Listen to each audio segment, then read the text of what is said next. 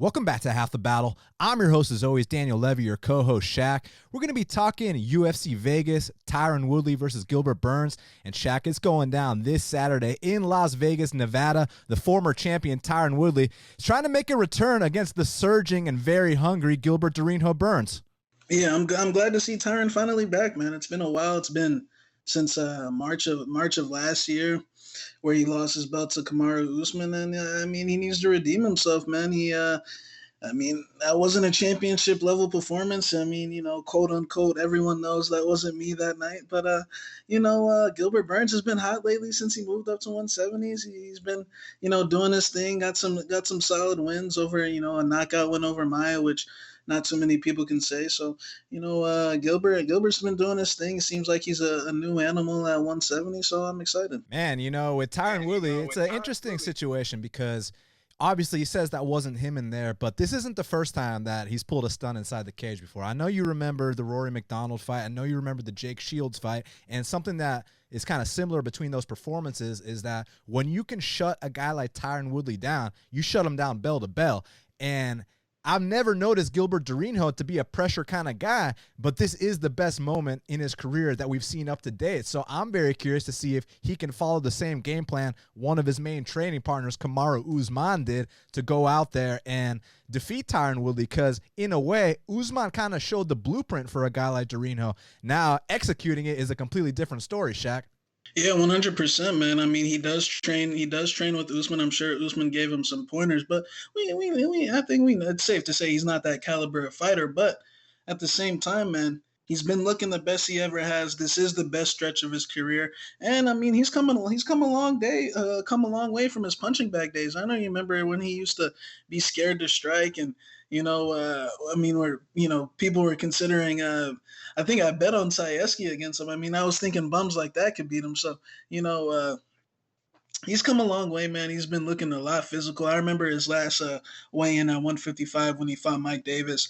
I mean, you could just see his face. He said on the scales that he was done. So, and then I guess it was the best move he ever made. He took out a 20-0 Russian, Alexei Kunchenko, beat Gunnar Nelson on Euro turf, and then knocks out Damian Maia, the legend in Brazil. So props to him. And man, not only did he knock out Damian Maia, he got his back taken by Damian Maia, escaped that position, and then knocked him out. So very impressive stuff by Gilbert Durinho. And Tyron Woodley says that he's refocused, he's remotivated, he found his why again, and that he's going to go out there and absolutely destroy Gilbert Durinho Burns. So I can't wait to see, I can't wait to find out what happens Saturday night. And Shaq, before we get down to business, let's let them know that they can get our bets at bestfightpicks.com. You can use that promo code Shaq50 for 50% off Shaq's plays. You can use my promo code Dan25 for 25% off mine, or you can use our combined promo code 2020 to save 20% off our VIPs.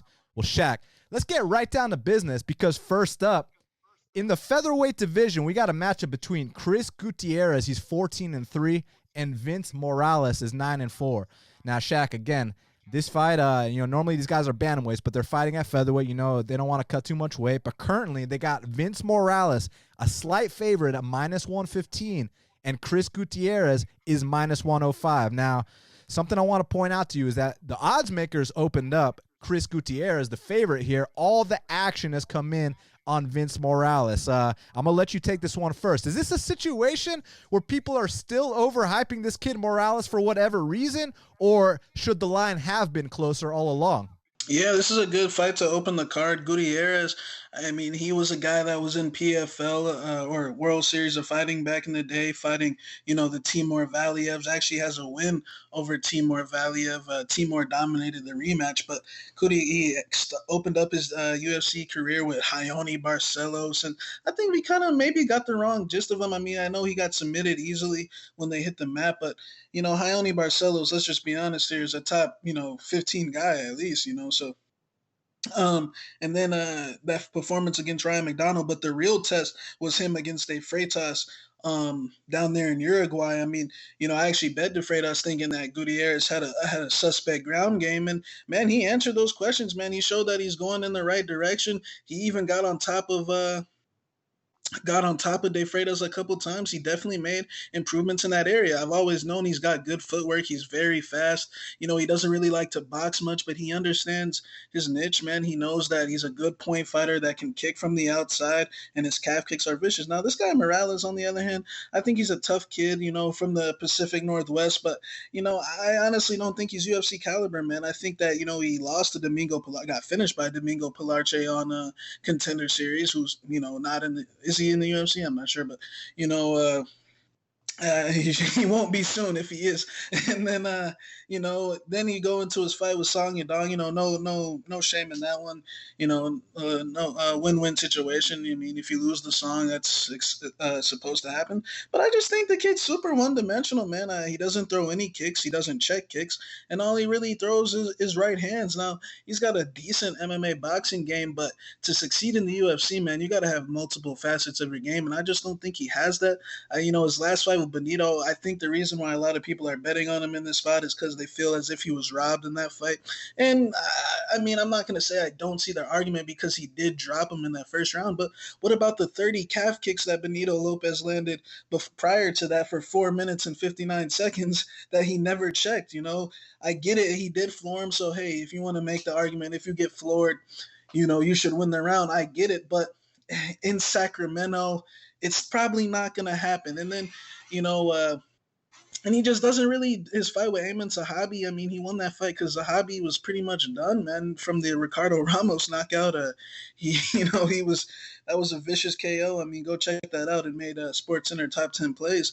But, I just think Morales is one-dimensional with his right hands, doesn't have any facets to his game. I think Gutierrez has the cardio, the footwork, the speed to land those calf kicks, get out the way, move, and take home this decision, man. I think he proved himself that he's a legit bantamweight against De Freitas.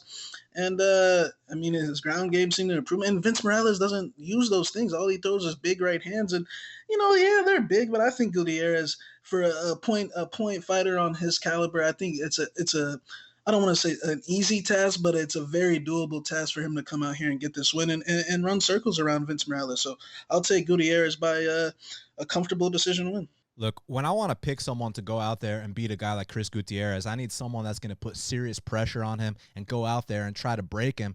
And my issue with Vince Morales is that he's too content to just sit back and honestly not do much, and then occasionally he'll throw his hands, and that's all he's got. And it's like he's getting too much respect because he went 3 rounds with Song Yadong. He's getting too much respect because of the Benito Lopez fight. And if you watch that fight, I mean, I think Shaq said it well. That first round, yes, Morales did land a knockdown, but he got picked apart for 4 minutes and 40 seconds of that round. Even after he dropped him, Benito gets back up, starts kicking him again, even ends the round with a spin. So it's like, it's one of those things where Vince does not do enough. Now, I hear some cases for him with this smaller cage that's going on. Maybe this will let him close the distance better, but I think that Chris Gutierrez is a much more educated striker, and while this could be the kicks of Gutierrez versus the punches of Morales, I think that Gutierrez's kicking game is serious. I mean, you can tell this guy has a very real Muay Thai background. His calf kick game is very on point, and one difference between him and Benito Lopez, I would say, Gutierrez has a better chin. Gutierrez doesn't stand upright. And Gutierrez, he handles adversity pretty well, unless you're talking about, serious black belts like Ione Barcelos, which we know, no disrespect to Vince, but he ain't on that level. Domingo Pilarte was out there choking him out. So I'm just saying, I think that Chris Gutierrez has a clear path here. I think he's going to calf kick him. I think when it's time to spin, he's going to spin. I think he's going to pick him apart for 3 straight rounds, go out there, win this decision. Now, next up in the bantamweight division, we got a matchup between Casey Kenney, he's 13-2, and Louis Smolka, he's 16-6. Currently, they got Casey Kenney minus 270. The comeback on Louis Smolka is plus 230. Shaq, this is a really good fight. Obviously, we've been high on Casey Kenney for a long time. We had him on the show before he was even in the UFC. And Smolka, I mean, we had him on the show a long-ass time ago, too. So I like both of these guys a lot. And this should be a hell of a fight because Casey Kenney, one thing about him, he's super solid, man. He's good everywhere. And I'll tell you a fight that really made me gain a lot of respect for him, as if I didn't respect him enough already. I've always thought this kid was the real deal. But that Manny Bermudez fight really upped my respect for Casey Kenney on a different level because when you think about that fight, Manny Bermudez is a guy that misses weight at featherweight. Manny Bermudez is a guy that misses weight at lightweight. So he's going in there against Casey Kenney, and, you know, he has to call the UFC in advance. Let's make this an 140-pound catchweight against this flyweight, Casey Kenney, right? And he misses weight for the catchweight, but bottom line is, Casey Kenney's coming in there 140 on the dot. He's not really putting too much on after weigh-ins, whereas Manny Bermudez is weighing 155, 160 on fight night, and Casey Kenney went out there and out-hustled him. That's real shit right there. I respect the fuck out of Casey Kenney for that performance, and I know there were spots when Manny was getting on top and this and that, but you see how much bigger Manny Bermudez was than him? Like, I have all the respect in the world for Casey Kenney for putting on that kind of performance. And then the Merab fight, Merab pushes a pace unlike anything I've ever seen before, so there's no shame in taking an L to him. And with Smolka, I got to give this guy a lot of credit too, because, you know, at one point he was talking about how, you know, after he got his first 50K bonus, you know, he blew all his money. He had a bit of a drinking problem, and it became a point, you know, it got to a point where we could literally fade him every single fight in cash. I mean, I know you remember the Mateus Nicolau fight, but since that point, he got sober. He went back to the regional scene, got a couple wins. Now in his new run in the UFC, he's 2-1. And even though he might have beat those guys like Sumajari and, you know, Ryan Main Event McDonald early on in his career too, I see the progress he's making. Look, he's put on size. He feels a lot more comfortable inside the octagon, and most importantly, he's focused. So that's one thing he's got going for him. But the issue with Smolka is not that he's technically outmatched, is that he's oftentimes physically outmatched, and that might be the case here. And I do lean with Casey Kenney. The issue is that when the line's 3-1, that's when you start to get worried a bit about, you know, some sketchy situations. And Louis Smolka is the kind of guy that'll be put in bad spots just so he can scramble out of them and get on top. And when he gets on top, man, he's got some vicious ground and pound, and the dude can scramble with a lot of fighters too. So I would not count out Louis Smolka, but I'll slightly lean with Casey Kenney here, Shaq. Yeah, man, it's a good fight. Casey Kenney, been high on him for a very long time. He's just a solid guy. Doesn't not really like, you know, particularly good great anywhere, but he's just, you know, solid everywhere. And Smolka, he's definitely gotten a lot better. I like him better at bantams than at flyweights. I think he just got too big for that cut. Casey Kenney as well, a former flyweight himself. Yeah, I think Casey Kenney's definitely the better fighter here. Better boxing, better wrestling, better jiu-jitsu. It's just that this guy Smolka, man, he's a fish. You know, this guy, I mean, you could hit him in the head with a bat, man. The guy is still going to be there, man. You could be dominating him on the mat. He's still going to be squirming around for leg locks, and you can't take any breaks. You got to make sure you know, put this kid away. I think Match Snell is the only guy to finish him, right? Or a Borg, too. Not Borg, but Moreno, my bad. But yeah, man, I think Smoke is very durable when he's focused. He seems to be in a better place. So I could see this one playing out a little bit closer than the line indicates. And the length, the height of him does worry me, you know, if he starts to move forward and, you know, maybe Casey Kenney's not in the best shape that he, you know, would normally be in if he had a full camp. But, you know, but I did see Smoke a couple weeks ago on YouTube with his wife, man, having a big feast. So, you know, are they fighting? What weight are they fighting at? Bantams? 35, so they're going to cut the weight then? Yeah, so, yeah, we'll see, man. So I'm going to take Casey Kenney. I think he's the better fighter in every aspect, but Smoke is a very, very tough, durable guy, and I expect Casey to be in some tough spots in this fight as well. So I'll take Casey, but, you know, one could say it's a dog or pass situation. Yeah, I mean, look, when it was, you know, -1 something for Kenney, then it's a different conversation, but when it's almost 3-1, I do agree with you. It's dog or pass. Now, next up in the flyweight division, we got a matchup between Tim Elliott, he's 15-10, and Brandon Royval is 10-4. Currently, they got Tim Elliott -160. The comeback on Brandon Royval is +140. So, Shaq, the former LFA flyweight champion, Brandon Royval is making his UFC debut against Tim Elliott. And look, Tim Elliott, it's hit or miss inside the UFC's octagon. I know he gets a lot of respect because he's got a very fun style to watch. The thing is, he doesn't win a lot of fights. You think he's got a winnable matchup here, though? Man, this is an interesting fight to me, man. You know, I've watched tape on this one a couple of times. You know, Royval, I've been a fan of Royval's for a decent bit now. Not necessarily because I think he's gonna be a future champion or anything. Just because the kid fights, the way he fights is freaking insane. You know, he throws spinning elbows.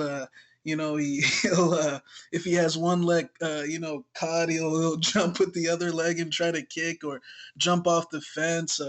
He's flashy, man. He is off his back. He likes to attack with subs. I think he's got like 6 subs. So I've always been a fan of his fighting style when he was in LFA, and I figured the day that he'd be in the UFC one day. Now Tim Elliott, man, he's an interesting case, man, because he is tough, he is experienced. But like what I say, man, when all I can say about you is that you're tough and experienced, and you're already, what's his UFC record? 2, 3, and 7, some shit. I don't know, 4 and 8. It's like, you know, he's kind of in that middle ground, man. I think he's tough. He's seen a level of the sport that Royval could only dream of at this point, but Tim doesn't improve. I think Tim low key kind of has a bad attitude as well. I think he has it's kind of funny, man, because I've brought this up with you, that you remember that argument he had with Eric Shelton back on Tough. I mean, Tim is right in the real scheme of things. I mean, look where Eric Shelton is now, but it just shows that, like, Tim will, I don't want to say sell himself short, but I don't want to say he's mentally weak either. I just think that he has a very carefree attitude that kind of, maybe if he had a more serious attitude, he could, his awkward MMA could maybe, get him some more wins, man. But when you really look at it, this guy's been ran through by Ben 10. The Davison fight, no shame in that one. Askarov's undefeated. So these guys are definitely on a different level than Brandon Royval. And when he did take that step down against De La Rosa, I guess he did dominate him, but De La Rosa was coming in like a week short notice. Royval's coming in short notice, so it could be a good fight for him. It's just, man, I feel like Royval wants this a lot more, man. And I feel like Tim really doesn't necessarily care if he wins or not.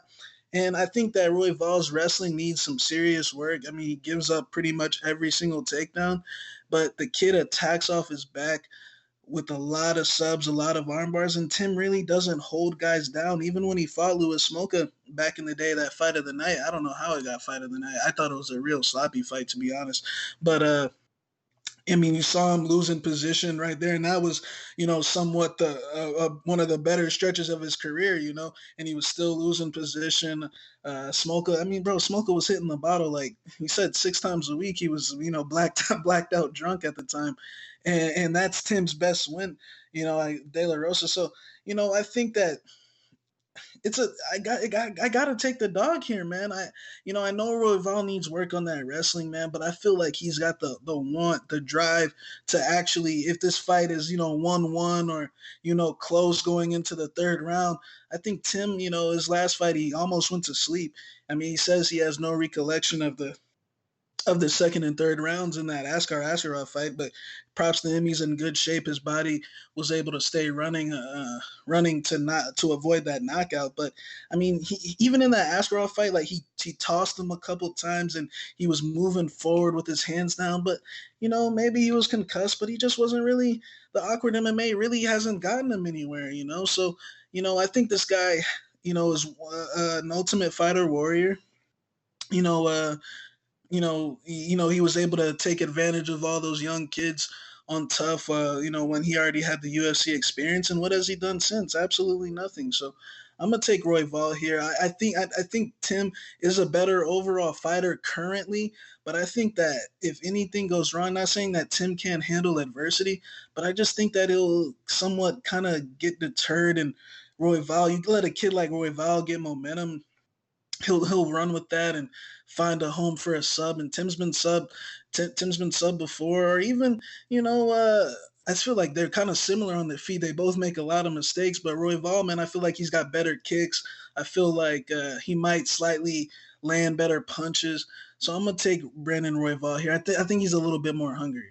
Yeah, look, this is a tough fight for me to call for a couple different reasons. With Royval, I like the kid, but he needs a lot of work, and there's no doubt about that. But a couple positives he's got going for him is that he's been in some UFC level fights. He went 5 rounds with Casey Kenney. Now, granted, he got dominated in that fight. Also, granted, he took that fight on very short notice, but I think some of the holes in his game were exposed, but I will also go as far as saying that Casey Kenney is a lot more technical than Tim Elliott in the sense that Casey Kenney is a very solid guy. He's going to maintain position, whereas Tim Elliott likes to take a lot of risks. He gets on top. He's going to try to go for an arm bar. He's going to give up position. He's going to do the whole bit. And on the feet, obviously, he fights with his hands down. And the other UFC level fight that this kid Royval had is he fought Joby Sanchez, and he finished him in the first round. So at least we know that he's been in there with two, guys that have UFC experience. Mixed results, but he went 5 rounds with Kenney, and he finished Joby in the first round. So at least he's got that going for him. Now, on the other side of things, before Tim Elliott was supposed to fight Askar Askarov. Now, after the Askar Askarov fight, now everyone's talking about Askar Askarov like he's a future title challenger. But before that fight, you guys got to remember it was minus 120 apiece.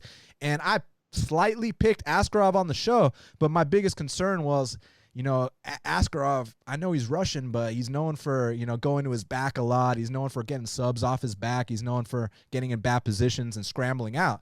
None of that shit even mattered against Tim Elliott, and those are the exact same arguments I'd use here for being hesitant to pick or play Royval, is that he fucks around on his back too much, this and that. And it didn't even matter against Askarov. And it's funny because the one round where Tim Elliott got 3 judo throws, he got 3 takedowns in one round, 2 of the judges still scored that round for Askarov. There were 2 30-27s, and in that first round, I mean, props to Elliott for recovering because he got knocked out stiff. He tin-manned and somehow recovered midair, came back to, not win any rounds, but at least, finish the fight. Not finish Askarov, finish, competing the 15 minutes is what I mean. So props to him. He's a very experienced guy. I think he's overhyped in the sense that people act like he gave Demetrius Johnson this really tough fight. No, he didn't, guys. Demetrius Johnson mopped him bell to bell, except for maybe in the first minute of the first round. That's about the extent of it. So I think that Royval's the hungrier guy, and sometimes it's not the skill of the man. Sometimes it's the will of the man. I'm going to lean with the underdog here. I think he's got more to prove. Now, next up in the light heavyweight division, we got a matchup between Jamahal Hill, he's 7-0, and Klidson Abreu is 15-4. Currently, they got Jamahal Hill minus 120. The comeback on Klidson Abreu is plus 100. Shaq, this is one hell of a matchup, man. I'm really excited about it. Look, striker versus grappler on paper, because we know that Jamahal Hill got taken down a good bit of times in his UFC debut, and Klidson Abreu is not just a black belt, he's a first-degree black belt. Actually has a submission win over Johnny Walker, got that win over Sam Alvey in the UFC as well. A lot of people thought he might have beat Gamzatov. When I rewatched it, I scored it for Gamzatov, but regardless of that, Klidson's got some good moments in there. When he actually decides to take people down, he's got some good shit. It's just that he rarely does, man. Klidson likes to go out there and brawl, and if he tries to do something like that here against Jamahal Hill, he's going to get picked apart in a way where he might have to start coming out and shooting early, because Jamahal Hill, one thing I like about this kid a lot, and, we can criticize the fact that he leaves his chin up in the air, or maybe his takedown defense needs work and this and that. But look, the kid's only 7-0. So every single time you see him, you're going to be seeing big leaps. And, you can refer back to that Daquan Townsend fight, but like, my whole thing with that is he was 2-0 when he fought Daquan Townsend. You understand what I'm saying, right? So he was so green into his career, and he still went 5 rounds with, a guy that had over 20 pro fights. That speaks volumes to me. Hold on, sorry. That speaks volumes to me. And not only that, man, that performance he had on Contender Series, I was so impressed with the clinch work, the volume, and then that UFC debut, I said the volume. He landed over 100 strikes on Darko Stosic, and he kept that volume throughout the 3-round duration. It's not like he came out hard in the first and then slowed down. So what I think is going to happen here is, look, I know Klidson's a smart guy. I know he trains at ATT. I think Klidson's going to come out here, probably take him down early.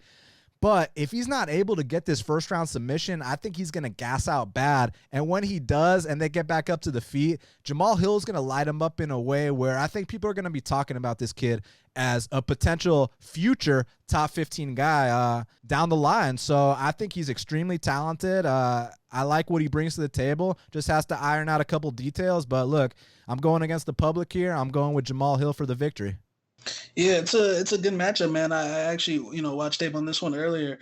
Klidson Abreu, man, I actually did think he edged out the Gamzatov fight, but that really doesn't even matter, man. I think that sometimes when these guys' last names are Ov and I honestly feel like Jamahal Hill's better than both of them, man.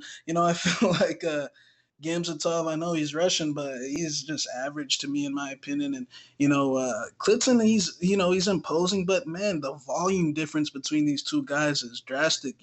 Hill, although he's green, and he kind of did show that he was that the takedown defense needs a little bit of work. But like you said, man, he only had 6 fights at the time, and all he really needs is training time, man. All he needs is gym time, more rounds, and those holes will get patched up. And I think his ceiling is way higher than Klidson's, even though Klidson is fairly young. He has been fighting for a long time, fighting those Russians in Russia. But yeah, I think Klidson. I kind of see this fight going similar to the Ankalaev fight. Klidson did not like those sharp, straight punches like that Ankalaev was throwing. His nose got broken, and he started diving for the legs and pulling guard. And Hill's green, yeah, 100. So I understand why it would seem as if Klidson was a live dog here, but even in the Sam Alvey fight, man, you could just tell that he's more of a, he likes to swing big hooks, and he's going to probably try to play a similar game like Stasic, try to explode every now and then and get a takedown. But in the meantime, Hill's just going to be racking up with the teeps, with the jabs, with the straights, and the point. If he goes to decision, I'm really confident that he's going to get the win here.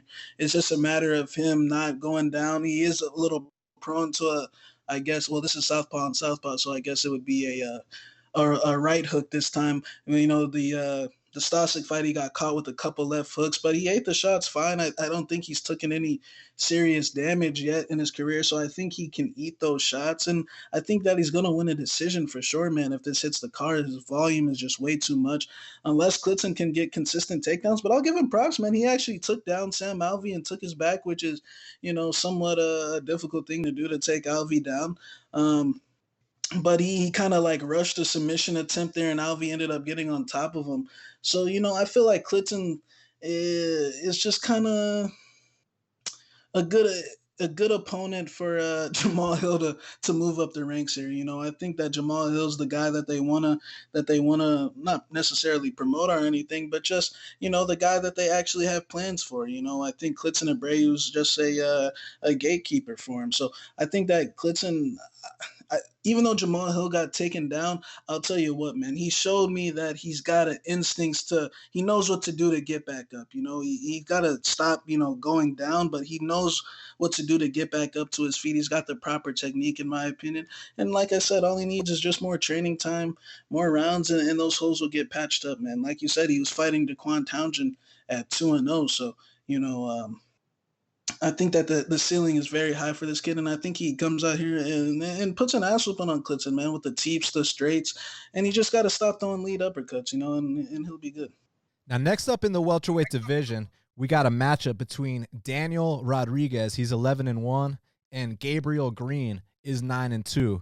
Currently, they got Daniel Rodriguez minus 350. The comeback on Gabriel Green is plus 290. So, Shaq, initially, Daniel Rodriguez was supposed to come out here and fight Kevin Holland, who was riding hot off momentum off that knockout of Fluffy Hernandez. Now he's welcoming a newcomer to the UFC, and we know oftentimes the hit rate for these newcomers ain't the best. And, I'll take it a step further. If you go on Gabriel Green's Instagram, as recently as May 7th, my guy was getting free cheeseburgers with bacon and fries from some restaurants. So I know he hasn't been dieting. He even pulled out of a fight earlier this year due to shoulder injury. And the last time he competed was 2018. So I can't confirm how he's going to look out there on Saturday night, but one thing I do know about Gabriel Green is that he's got 11 pro fights, and all 11 fights have ended inside the distance. So win, lose, or draw, this guy is very exciting to watch, and normally he's a career lightweight. Look, he fought most of his career at 155 pounds, even has a winning record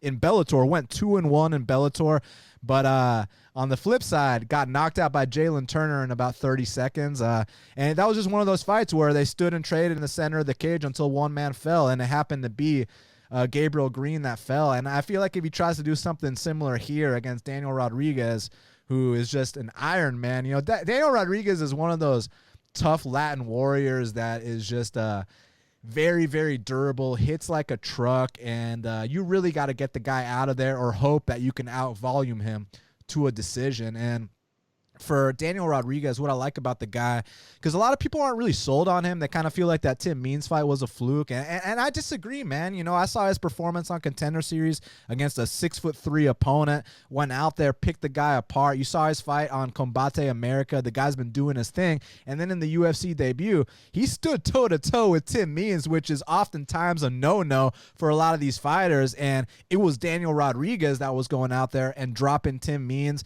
and even went out there and choked him out in the second round in New Mexico. And Tim Means had a lot to prove that fight. So I'm pretty damn impressed with this kid Rodriguez. And I think obviously he's had more time to train. He's more focused. He's a real welterweight.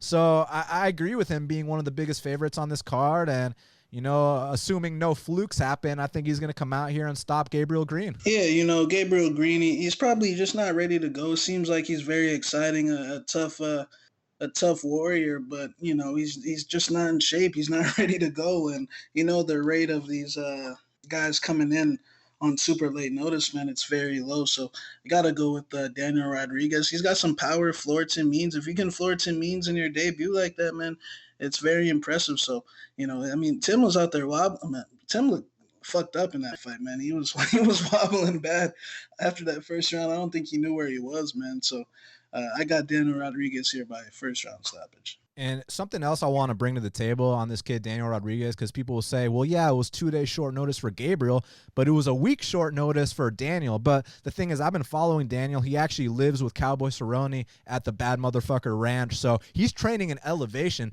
every single day, and he's been waiting for a call this entire time. So don't expect Daniel Rodriguez to be out of shape here is all I'm saying. Now, next up in the flyweight division, we got a matchup between the former title challenger Katlyn Chookagian. She's 13-3, and Antonina Shevchenko is 8-1. Currently, they got Antonina Shevchenko minus 135. The comeback on Katlyn Chookagian is plus 115. Well, Shaq, you know, oftentimes with Katlyn Chookagian, she can bullshit these judges with those tennis sounds, you know, run around the ring, hot, hot, and they'll give her the decision. But this time, I heard Valentina's got a specific answer for the tennis sounds because, you know, anytime that Antonina even attempts a strike, Valentina's going to scream, hey, hey. So I think they got the tennis sounds covered. What do you think, Shaq? Yeah, I just hope they got a fucking mute button for her ass, man, because she's a little ridiculous with those A's, man.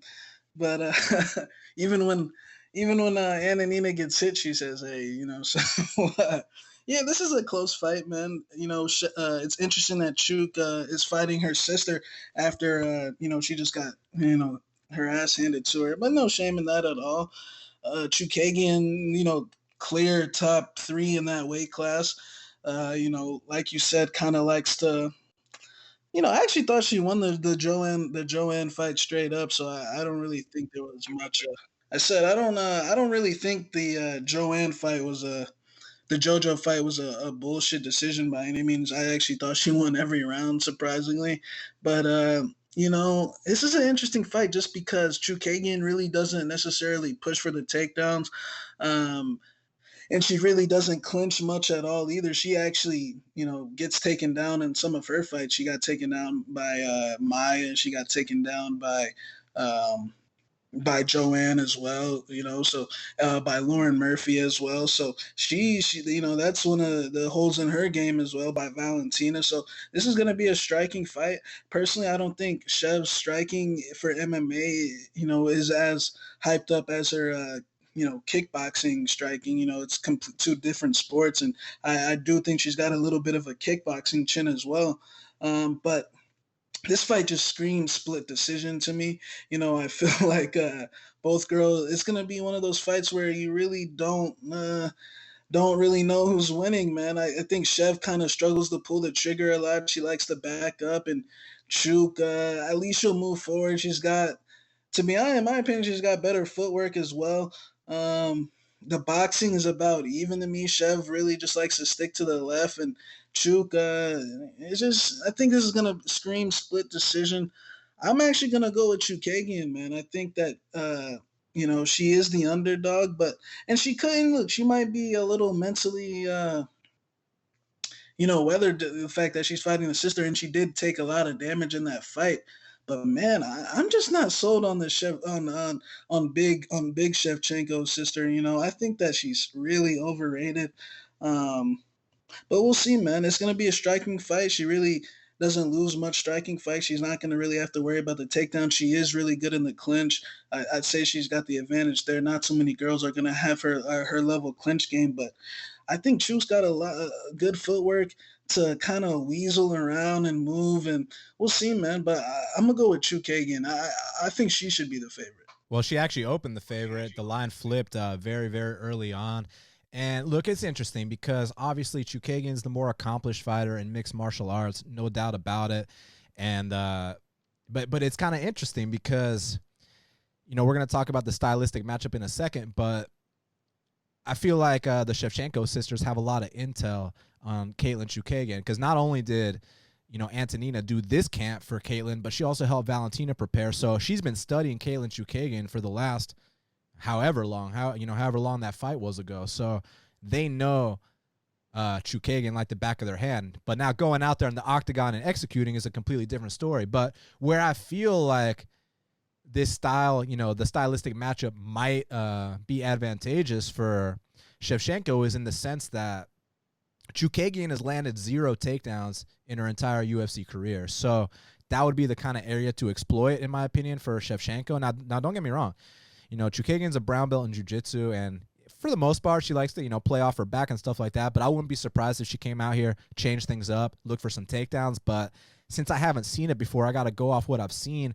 And I feel like Antonina will be able to control the range, mix in those knees from the tie clinch and kind of shut down Katlyn Chookagian. I also feel like the smaller cage will leave less room for, Chookagian to run around. So I'm going to agree with you that it's going to be a split decision, but I'm going to edge Antonina on this one. Now, next up in the strawweight division, we got a matchup between Mackenzie Dern, she's 7-1, and Hannah Cifers is 10-4.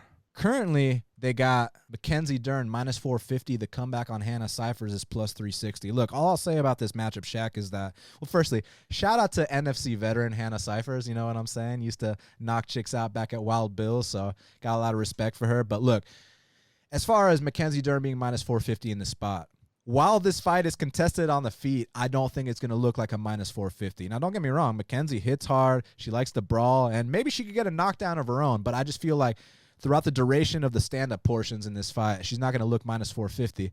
But if this hits the mat one time, she's going to look beyond minus 450. She's going to look minus 4,500 if this hits the mat one time.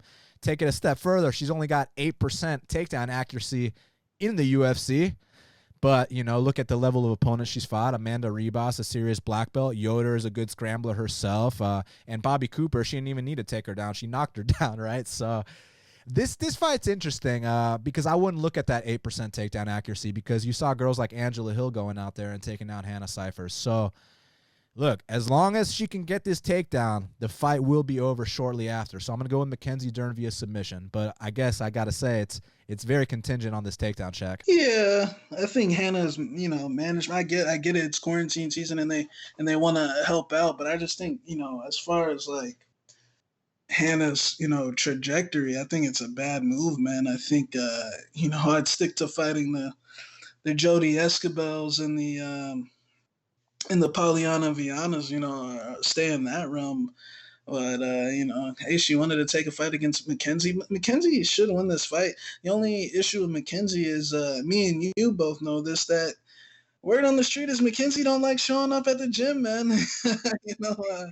This is coming from former teammates of hers, and she got kicked out of the lab because she didn't show up. She never showed up to practice. So, look. Let's say if she theoretically didn't train, would she still beat Hannah Cifers, off the couch? Like you said, it's contingent on this takedown. Hannah Cifers does have a lot of knockouts, but she's very short. And Mackenzie's got some knockouts as well. She's got some good wins too, man. I think she beat De La Rosa. The wins you mentioned earlier before. So yeah, you gotta go with my girl Thick Kenzie, not Mackenzie. But I think Mackenzie just I'm not saying I think there's a chance she could give a little bit more of a sweat than expected, just because she is coming off a devastating ass whooping against Ribas. Maybe the confidence is a little bit low, but she seems real comfortable, man. I think she, Hannah. We love Hannah. NFC vet knocking chicks out at Wild Bills in my hometown. Matter of fact, so we got love for Hannah Cifers out here, but I think she's outmatched, and you got to go with Mackenzie Dern by finish. Next up in the lightweight division, we got a matchup between Roosevelt Roberts, he's 9-1, and Brok Weaver is 15-4. Currently, they got Roosevelt Roberts minus 360. The comeback on Brok Weaver is plus 300. So, Shaq, this is interesting, man, because look, if it's a pick'em, I'm leaning towards Roosevelt Roberts for sure, but we're not talking about a pick'em. We're talking about plus 300 on Brok Weaver. I mean, is there value here? Because Roosevelt's still very green in his career, and even those fights he won, I mean, he ran through Daryl Horcher, but like the last one against Yakovlev, it came down to the wire. Even the loss against Pichel came down to the wire as well. You think there's a chance this fight against Brok could be a very close fight heading into the third? Yeah, I think Roosevelt's definitely the more skilled guy. I've never really been sold on Brok Weaver. I know everyone hyped up his contender series fight, but I actually think he's better at 170s than he is one. Are they fighting at 155s? Yeah, I think he's better at 170s than he is at 155s. I mean, if you look at his record, he's got a lot of good wins at 170s, but then when you see him fight at 55, he's losing to like Socrates Pierre and going to split with Crazy Horse. So like I think and firstly just skill wise, yeah, he's got some good hands, but I think he's very chinny. I think that he has a lot of mental lapses. And actually, if you guys go back, his breakdown for the Rodrigo Vargas fight, I said this guy is not the hype job that you guys all think he is, man. I'm telling you, he's been knocked out several times before, as an amateur, as a pro, and I know he's had a nice little comeback story, man. But I know, he's from Alabama, so he's fighting like guys that we're familiar with somewhat, and I just think he's been fighting a very low level of MMA. Not saying that Roosevelt Roberts is much higher, but man, even though Yakovlev and Finn Pichel are gatekeepers at best, those guys are just different caliber fighters in my opinion, and Roosevelt has such a much higher ceiling that I think he only had like 7-8 fights going into those fights too, man. So I think that the longer, it's kind of like Jamahal Hill, the longer this guy just gains more experience, the more rounds he gets, he's going to be much better. And I think that Brok Weaver just isn't on his level skill wise in any sense. I know he's got some decent hands, but man, what was that debut about, man? I mean, he was getting smashed on by a Mexican journeyman, So shout out to Kazula Vargas, man. What the hell was he thinking? Like, dude, he's like on the ground and you just blatantly knee him, and he's known for shit like that too. If we'll go back and watch some of his past fights. I guess in those Mexican leagues they just don't give a fuck. But I wasn't shocked by the way that fight was going. I saw some of Brock's previous fights, and some of them were ugly. I mean, some say he's come a long way. I don't think so, but I got to go with Roosevelt Roberts here. I think he's by far the more talented fighter here, and I think you're going to see a better version of him every time he gets in there. Beating Alexander Yakovlev, look, Yakovlev ain't all that, but beating him while you're, only 7-8 fights into the game is very impressive to me, in Russia as well, man. They say black men ain't supposed to go down to Russia, man, and he went down there and got the win. So props to him. So I got Roosevelt Roberts here, and I'm gonna say by finish. Yeah, look, this is a very interesting fight, and I'm very excited about it. Roosevelt Roberts, very, very talented prospect. But, it just needs some seasoning, and this could be a fight where he goes out there and shows out. I think what I'm most worried about when it comes to Roosevelt Roberts is that, sometimes in these dog fights, it can be 50-50. It can be back and forth. He can be put in some bad spots. Now, I'm not entirely sold that Brok Weaver is going to put him in those spots, but at plus 300, I think now it's officially a dog or pass situation. I think originally when the line first came out, it was favored or pass, but at this point, it's dog or pass in case that there is a chance it plays out kind of close. But, I'm not as low on Brok Weaver as you and some are. I know a lot of people think that he absolutely sucks and this and that. But when I watched him fight, Tyler Hill on Island Fights, I was like, yeah, this guy's probably going to get signed to the UFC, and he's got a great personality too, and his fight on Contender Series was a lot of fun. And at least they're giving him, somewhat of an inexperienced guy. The issue is that this inexperienced guy has a way higher ceiling and probably trumps him athletically. So I do lean towards the favorite, but I kind of think it's a dog or pass situation. And if it turns into a dogfight, that's where Brok might be able to get the upper hand. It's just a matter of that actually happening. Because while Roosevelt's fresh, the kid's hell on wheels. So I'm very excited to find out what exactly happens in this contest. Now, next up in an 150-pound catchweight matchup, we got Billy Quarantillo. He's 13-2. And Spike, the Alpha Ginger Carlyle, is 9-1. Currently, they got Billy Quarantillo minus 130. The comeback on Spike Carlyle is plus 110. Shaq, I got to tell you what, man. This kid, Spike Carlyle, really impressed me in that UFC debut. And when you compare that debut to a lot of the regional fights, doesn't even seem like the same guy to me. Now, granted, you don't always learn a lot from a first-round finish. Sometimes you need to see these guys go the distance. But, like, he had first-round finishes on the regional scene, too. And physically speaking, he just looks so much better in that UFC debut. The composure. And also that high kick, that was some serious fucking technique for him to get that leg up there on a 6-foot-something man, the way he did to Alon Cruz. I was very impressed. So I'm not really sure what to think, man, because it's like you go back and you watch the last time he went 3 rounds and he was gassing out really, really bad, but you also consider his physique kind of look different than it does in the UFC. And one thing about Billy Q, the reason I bring up the gassing is because Billy Q is a comeback kid. You start to slow down on a guy like Billy Quarantillo, and he will tee off on you. It's just, will Billy be able to make it to that point where he can capitalize on a gassed-out Spike, or is he going to get sparked early, man? Yeah, I think this is one of the more tougher fights to call. I like both guys, man. I think they're both about even, really, to be honest. Like you said, Spike, like he's got a knack for these crazy knockouts early on in the first round. And I've seen Billy Q get his ass beat on numerous times in the first round. But I've also seen Billy Q, kind of turn into the white Cheeto Vera, in the late rounds and turn up and go to the body on these guys and really butcher them. Spike, man, I feel like it's kind of a lot of people struggle to take him seriously because of the whole alpha ginger thing. I made that mistake in his debut as well, man. You got to take these gingers seriously, man. These little gingers can fight, man.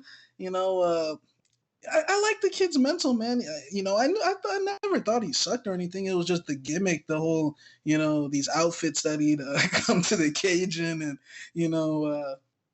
were very interesting. You almost thought he was like, just hard to take him seriously. But the kid's definitely got some Muay Thai credentials. He can wrestle. And I'll tell you why he's got that physique change is because he's actually been working with old Ipo Shaw's old strength and conditioning coach. What's his name? Sam Calvita, the secret scientist.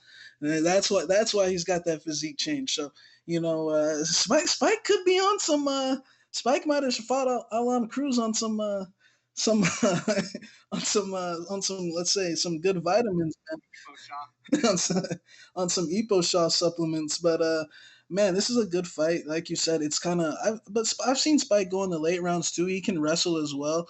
He can stay on top, and Billy Q does give up takedowns. But man, Billy Q, I love the spirit that the guy fights with in the late rounds, man. It's just not every time you're going to be able to do that. And if you do something like that against Spike, I just have a feeling that Spike might spark him unconscious, So I'm actually going to go with the underdog here, Spike Carlyle. I think it's a 50-50 fight.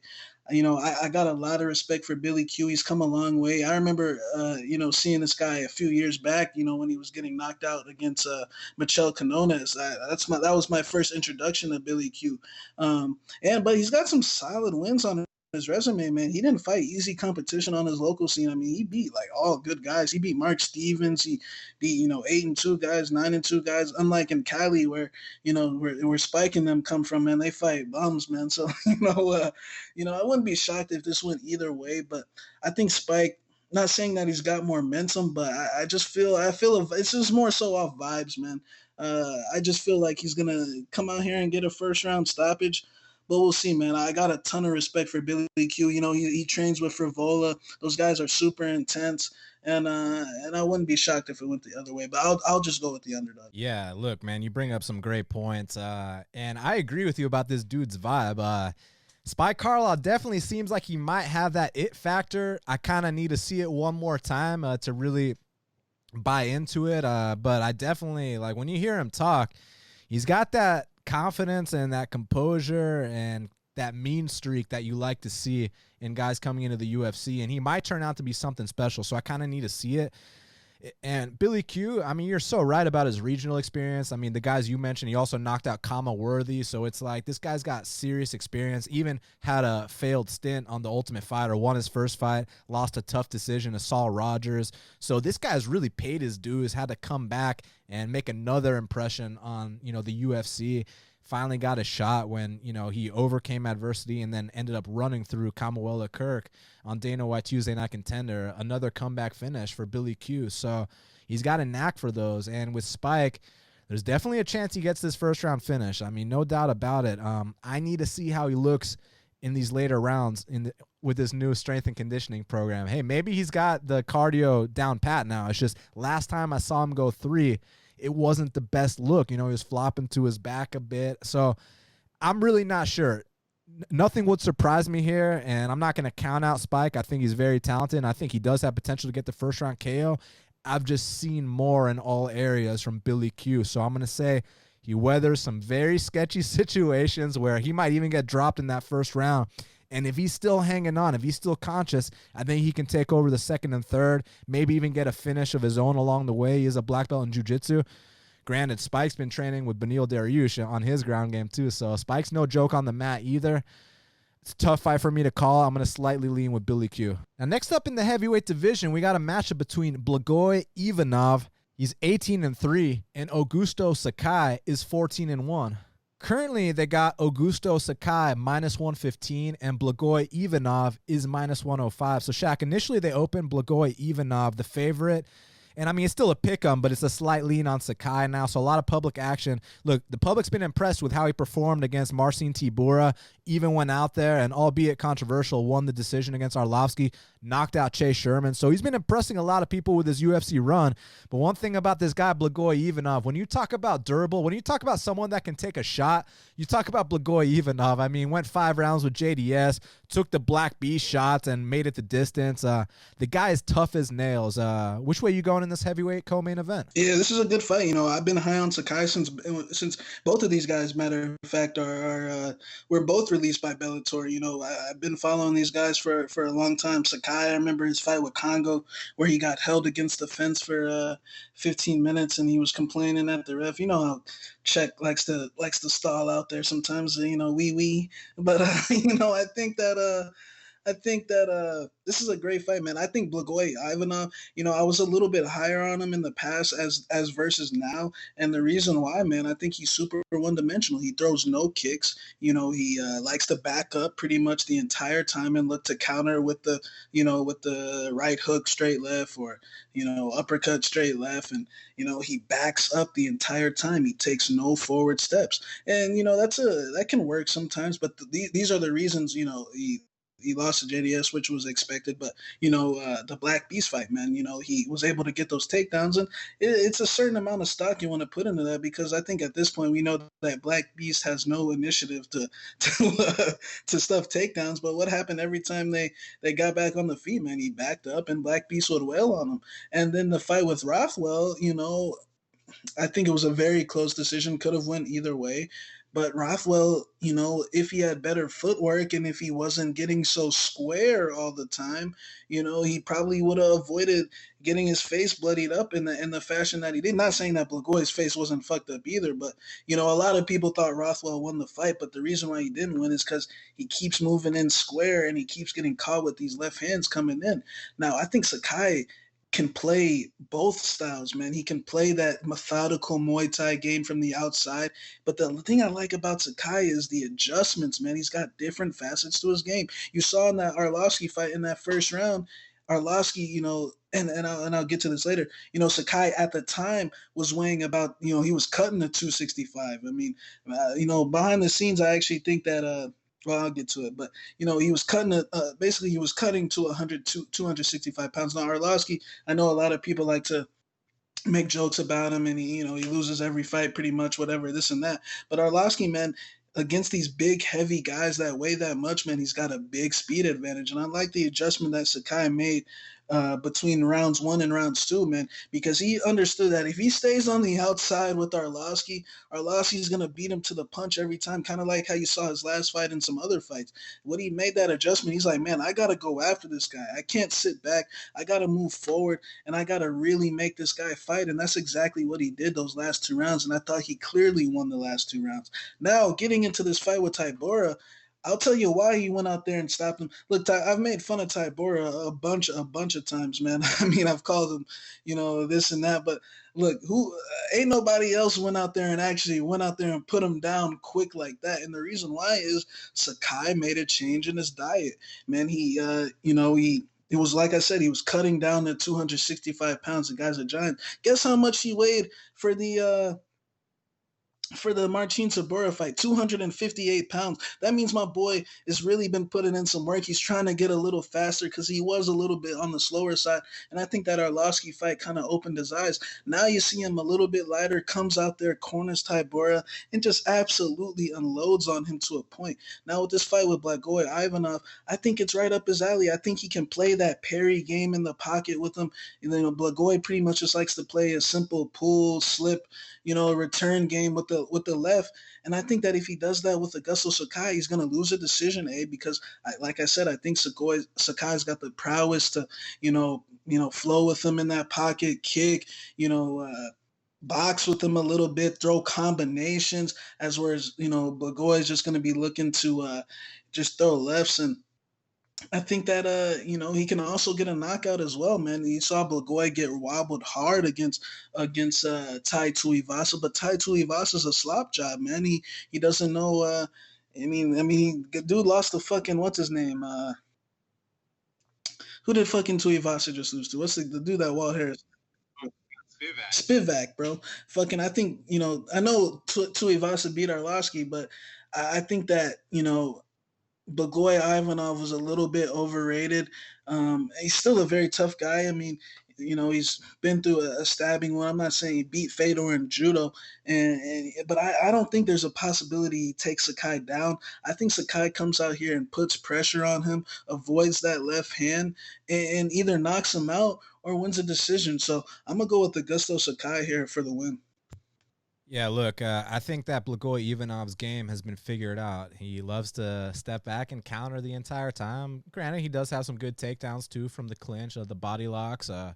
He did beat Fedor in that Sambo match a million years ago. I still haven't seen that match. I need to watch it sometime, Shaq. Maybe someone can send me the link to the Fedor versus Blagoy Sambo match. But, look, bottom line is that Sakai, one thing he brings to the table is his Muay Thai is on point, and he's been getting better. He's been making improvements. Now he's got his diet on point, and when you watch him back in the Bellator days compared to now, it's night and day. And it's interesting because these two, I think, it was in talks to fight for a Bellator title back in the day, but it just never materialized, and now it's happening here in a co-main event in the UFC, so I'm really excited. But look, the bottom line is I think that Sakai is the younger man, the taller man, the guy with the longer reach, the guy that throws more volume, the more durable guy. And I say more durable because, look, Blagoy is extremely durable. Don't get me wrong there. But I think if one man's going to get knocked out in this fight, it actually will be Blagoy Ivanov. And this might be the first time that he hits the deck. And I do like what Sakai brings to the table, man.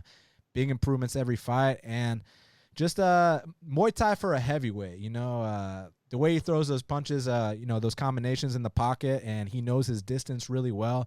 The kicks, the knees, I like what he brings to the table, and I think he's going to beat the very tough Blagoy Ivanov on Saturday night in the co-main event. Main event of the evening in the welterweight division, we got the former champion Tyron Woodley. He's 19-4, and Gilbert Durinho Burns is 18-3. Currently, they got Tyron Woodley -175. The comeback on Gilbert Durinho Burns is +155. Shaq, this is an amazing fight.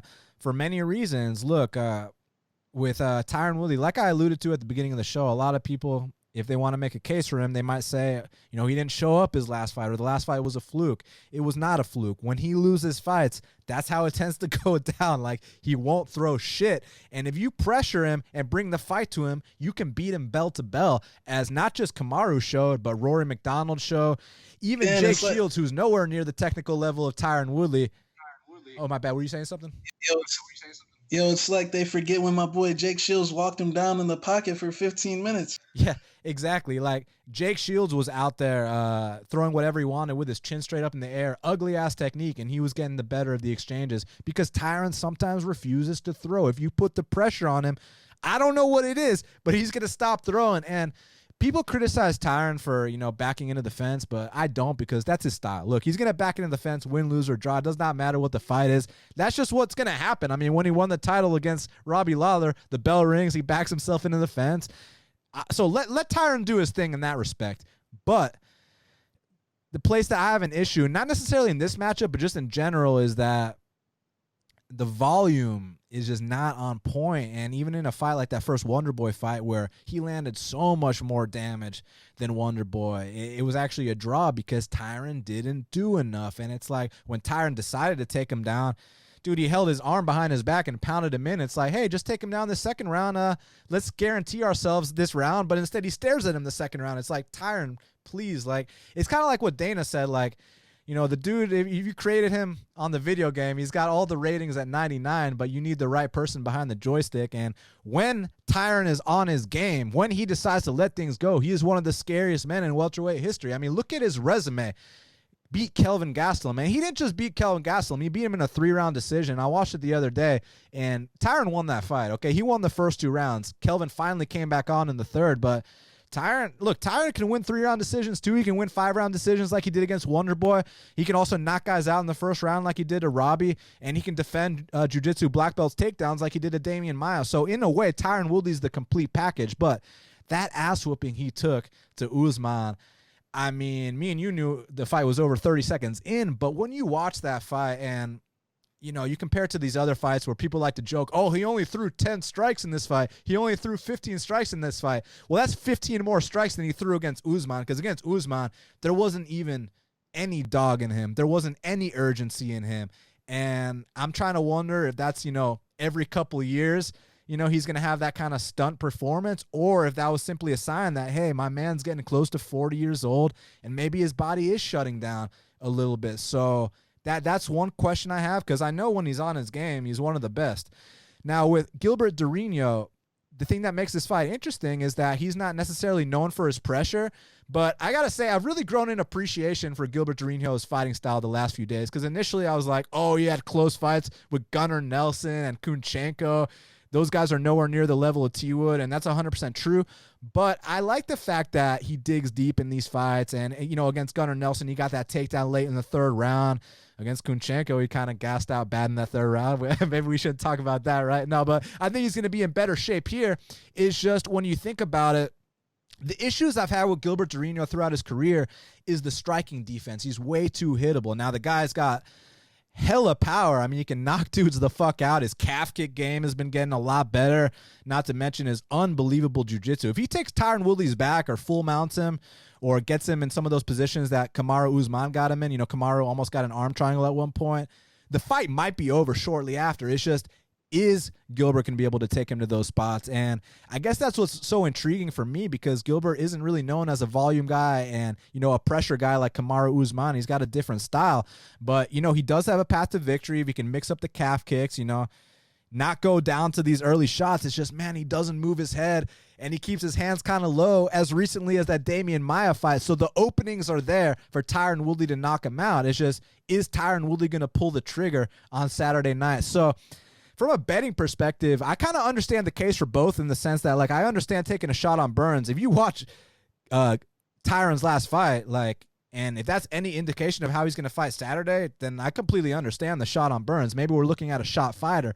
But if that really was, he just had an off night at the office and he comes back out here looking like, vintage T-Wood, letting things go, he's got some real advantages here. So it's a tough one to call. I'm going to slightly lean towards the former champion Woodley, because I think at his best that he's a better fighter than Gilbert Durinho. The thing is, man, sometimes with these hungry guys, again, like we were talking about earlier, sometimes it's not the skill of the man, sometimes it's the will of the man. But not to discredit the skill of Gilbert Durinho, because on the mat, his jiu-jitsu is world class, and you've seen what he's been doing with his hands lately. So I'm not counting him out, but I'm going to slightly give the edge to the chosen one, Tyron Woodley, Shaq. Yeah, man, this whole he had an off night thing is such a fucking joke, bro. Like, bro, if you back into the fence against Kamaru Usman, a caliber wrestler like that, he is going to beat your ass. That's exactly what happened. And Tyron's in denial, just like any other typical long reigning champion, just like Dominic Cruz, like Joanna, like, Chris Weidman. He just doesn't understand what happened. It's a good thing for him he's not rematching Usman just yet, because if they were rematching, it'd be max bet season, So I think Woodley definitely is the better fighter. And Burns, I mean, if you would have told me Woodley, is fighting Gilbert Burns, a year or two ago, I'd have been like, bro, you're joking, right? But we got circumstances, and hey, man, Gilbert got what he asked for. I mean, I think we've all been seeing him on Twitter for the last month or so. Making memes about Tyron. Tyron had to block him on Twitter. Tyron even hit me with that block button a long time ago. Tyron's fragile, man. He's always been fragile. This is nothing new. He's very. I mean, bro, me and you saw this man in a hotel in Atlanta when he won his title, and he was literally shunning fans away. I mean, look, bro, do what you want, but I saw other people. I mean, I get he's the main event, but Robbie Lawler wasn't shunning fans away. Eddie Alvarez, fresh off the RDA fight, wasn't shunning anyone away. Saying, but my boy Trevor Whitman wasn't shunning fans away, but look, I think Woodley's a prima donna. I think he's a mental case. I mean, he's admitted to, I mean, even when he was champ, I hate to call people, overrated champs, or because I mean you're the champion, so but I do think his performances as a champion were I think the Till which was so called the best one. I mean, to be honest, I hate to say things like this, but bro, Till shouldn't have, like I said about Kevin Lee and fucking Ferguson the other day. Bro, Till had no business being in a fucking title fight, man. Till, you don't give a guy a title fight after he misses weight by 5 pounds, and the fight itself was fucking questionable. You know what I'm saying? Like, and he was coming off a win against Boyan. Let's listen to this: Boyan Velichkovic, Cowboy Cerrone, and a questionable win over Stephen Thompson. Does that deserve a title shot to you? Yeah, You know what I'm saying? But Shaq, just to take it a step further, because that is the best performance of his title run besides the Robbie Lawler fight.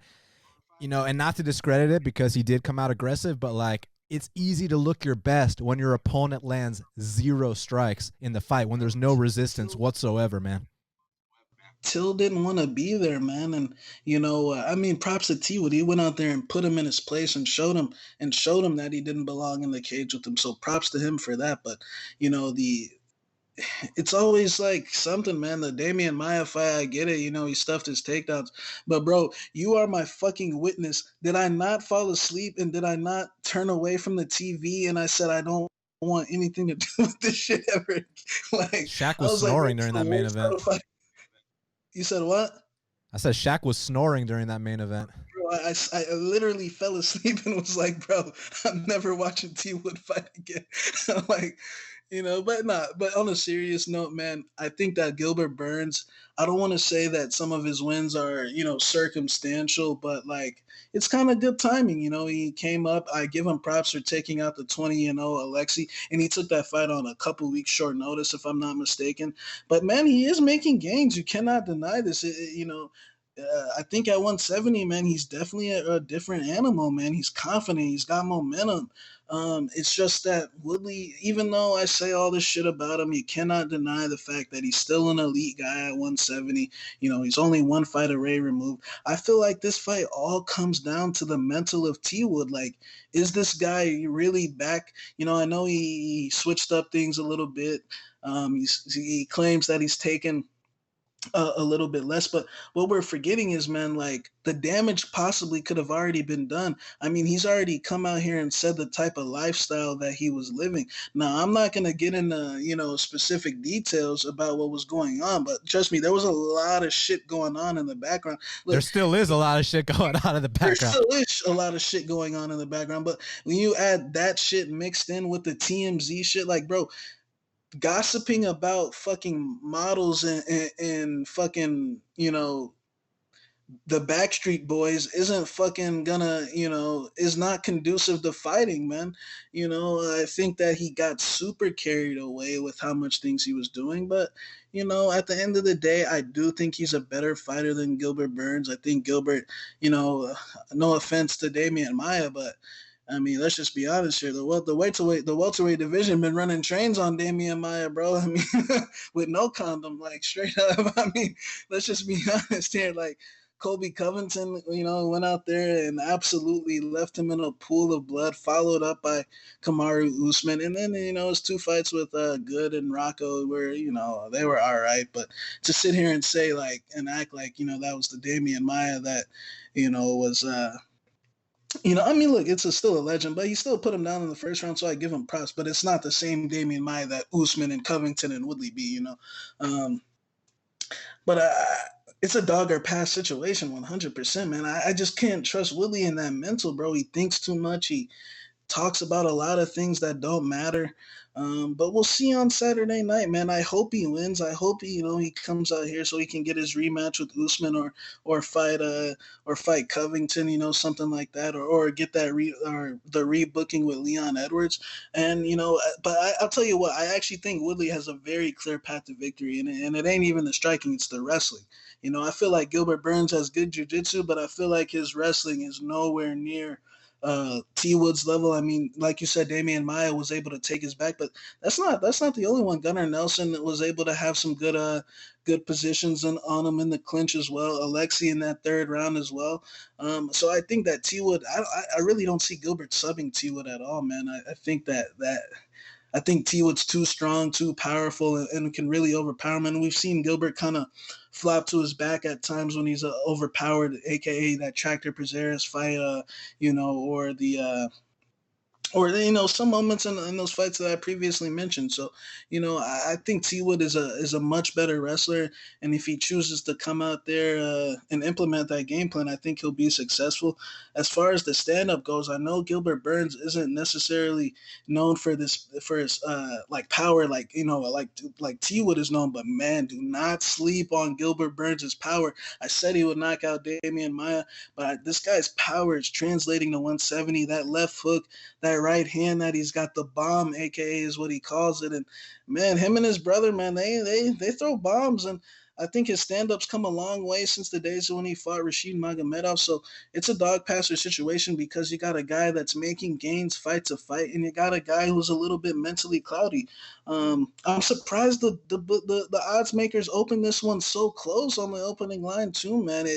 It kind of made me like, man, they think that the mental of T Wood is because bro, you would have told me a year or two ago that T Wood would have opened -140 against Gilbert Burns. I don't give a fuck how many wins he's on, win streak he's on. You know what I'm saying?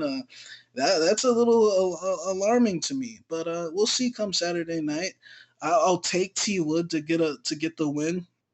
But I think it's a dog or pass situation, and I'm super excited, man. T Wood's got a lot to prove. I know he's in denial right now, just like every other long reigning champ is. So he's got to come out here and really prove that he's back, man. Because he's talking some big smack, man. He's saying shit about Leon, and how Leon can't ever talk because George smacked him, and this and that, and but it's just like, bro, you can't rap, like, you know. But we'll see. I'm just talking shit, man. I love playing with T Wood, man. He gets in his feelings a lot. Man, like you were alluding to, look, if prior to that Usman fight, you're telling me that Woodley's under 2-1 against Gilbert Burns. Yeah, I would have been like, whoa, like, really? But that Usman fight, that counts for a lot, man. I mean, that was a hellacious 5-round beating. It counts for a lot because, bro, when you, like, he admitted, he said he bought like 7 fucking cars, bro. Like, when you start doing shit like that, that means you have gotten sidetracked to a point, beyond belief. And me and you already know the other things going on as well. mixed in with the, like the fact that Usman, it wasn't you. Who was it then, bro? You back into the fence. Usman's the best wrestler in the fucking division. He took you down, and you got your ass beat. Like that's exactly what happened, bro. You got to come to terms with those things, but man. I'm questioning myself if I should be seeing this mental thing because, bro, everything this man has said for the last few months on social media has been like borderline ludicrous, but we'll see, man. I actually I thought he owned Dominic Reyes the other day when Reyes was like, "Why am I not in the pound for pound rankings?" And Willie was like, "Bro, because you never beat no fucking champion, or like because I'm a former champion and you lost the championship round." I thought it was a good comeback. So I'll give him his I thought his comeback with Hooker was good as well. So maybe T Wood is getting his wits back a little bit. Yeah, man, I can't wait to see what happens. Check out that podcast he did with Mike Tyson. Actually, it was really cool. I'm not sure when it was filmed, but it was really awesome. And also check out Ngannou on Mike Tyson's podcast. Shit's fucking badass. But my boy Frankie Murder. Francis Ngannou. Well, Shaq, now we got to talk about the fight to watch and the fighter to watch. So what is the fight to watch for UFC Vegas? My fight to watch is the main event, hands down. T Wood's got a point to prove this weekend, man. He's got to get his belt back, man. He's got to prove to everyone that wasn't him that night. So that's my fight to watch. And if Gilbert Burns comes out here and gets this win, that would be a serious, career transformation. Not to say that he was like on the verge of getting cut or anything, but to come up from getting knocked out against Hooker to now you've strung four wins in a row, two against two of the best welterweights ever do it. That would be super impressive, and that would put him like one win away from a title shot, if not get the title shot. I know Usman's his teammate is why I say that. For me, my fight to watch is going to be Spike Carlyle versus Billy Quarantillo. I mean, this is an unbelievable fight that could potentially produce a future star, especially if Spike Carlyle goes out there and gets that first round knockout. But if not, if Billy Quarantillo can win, I just see him being kind of a solid household name, kind of like a Joe Lozon. I could see him just being that exciting guy from Boston that puts on a lot of fun shows. So regardless of the winner, I think Spike versus Billy Q is my fight to watch. Well, Shaq, who is your fighter to watch for UFC on ESPN 9? My fighter to watch is going to be Jamahal, my buddy Jamahal Sweet Dreams Hill, man. Sometimes I'm not right about my 205 prospects. A lot of them have let me down. But this guy, man, I like what I see if he cleans a couple things up. And, 205, it really doesn't take that much to get ranked in that division. No offense, it's one of the weaker divisions. But if he can get this win over Klidson and Abreu, man, he'll be, even with 7-8 fights, man, he'll be right in the thick of things. Maybe he can get a fight against, a fringe top 15 guy after this. Klidson and Abreu beat Johnny Walker, man. And that's just facts. Yeah, I'm definitely going to be looking out for Jamahal Hill. Shout out to Jamahal Hill, friend of the show. Really cool guy and super exciting to watch. So I'm very excited to see what happens on Saturday night with his fight. For me, my fighter to watch is going to be Daniel Rodriguez. Look, the reason why, and I understand this could be labeled as a mismatch, but the reason why I'm picking him to be my fighter to watch is because he has an opportunity to come out here. And if this is really the mismatch people say it is, well, then he better go out here and get a highlight reel finish. And if he does get a highlight reel finish, we're talking about 2 finishes inside the octagon. And when they show his little, promo video, before a fight, they're going to show the finish of Means. They're going to show the finish of Gabriel Green. And this will set him up for a decent, prospect showdown type fight. Maybe the rebooking with Kevin Holland or someone else that can provide an exciting fight. So I think if Daniel Rodriguez does his job here, that he's definitely one of the fighters to watch. Well, Shaq, we did it. It's going down this Saturday at the UFC Apex. Gilbert Durinho Burns is trying to take out the former champion, Tyron Woodley. They can get our bets at bestfightpicks.com. Use Shaq's promo code Shaq50 for 50% off. Use my promo code Dan25 for 25% off, or use the promo code 2020 for 20% off our VIPs at bestfightpicks.com. Subscribe to Half the Battle on iTunes, SoundCloud, YouTube, Stitcher, Spotify, all the places where we are available. We truly appreciate all your support. I promise we're going to get back to these fan questions ASAP. So thank you all for sticking with us. We got a lot of fights coming up. UFC 250 next week. So until the next time, let's cash these bets.